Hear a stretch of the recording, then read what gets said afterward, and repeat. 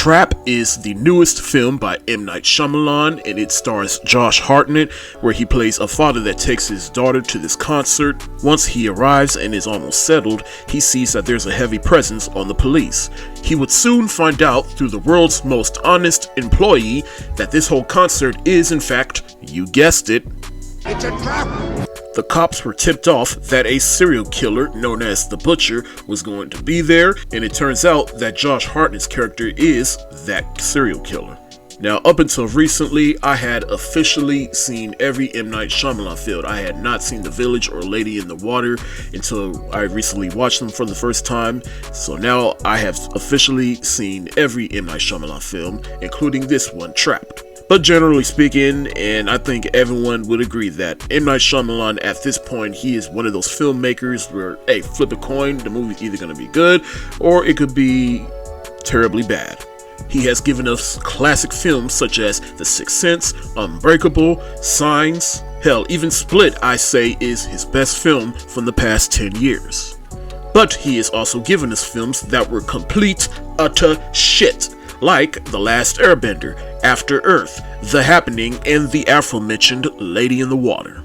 But he somehow has also given us films that has fallen somewhere in the middle, like Old, A Knock at the Cabin, and the aforementioned The Village.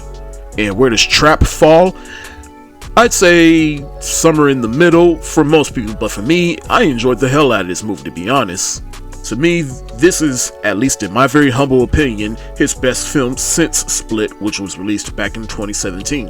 Because I enjoyed how this movie just kept me on the edge of my seat. Once the father and his daughter get there and he realizes what is going on, he is just on the edge of his seat. He is in serial killer mode, doing every right move to ensure that he can get out of this situation. And he truly is probably one of the smartest serial killers out there, because anytime he has a chance to, let's say, figure out a way out, some fuck shit happens, and so he has to think of an alternative. And it also helps that there's some doctor lady helping the authorities in trying to catch the serial killer.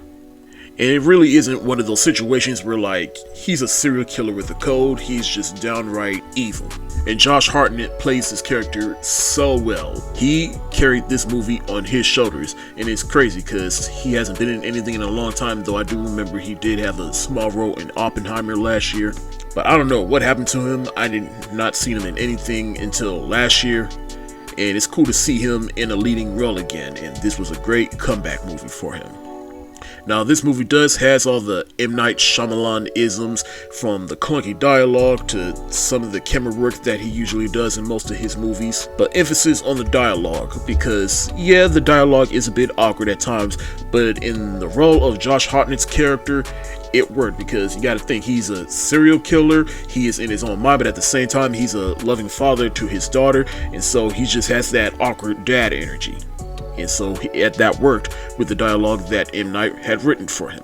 The concert portion of this movie is probably the most interesting part of this movie. Though I will say this movie had me a bit worried, knowing that the pop star that is in this movie is Saleka Shyamalan, M. Night Shyamalan's oldest daughter.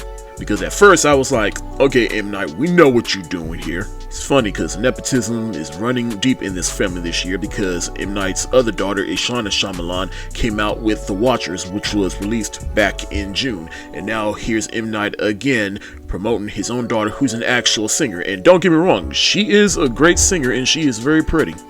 And I didn't even know that she had a good little presence within the music industry. And all the songs within this movie are all sung and written by her. Though it's not till the second half of this movie where her character really started to become interesting. And a lot of people have said that they wasn't really a fan of her acting here, but for me, I kinda liked her acting here, but mainly because I just like how the story just kinda shifted a little bit away from Josh Hartnett's character to her, because it gives her a chance to do more than just be a pop star stand-in via nepotism.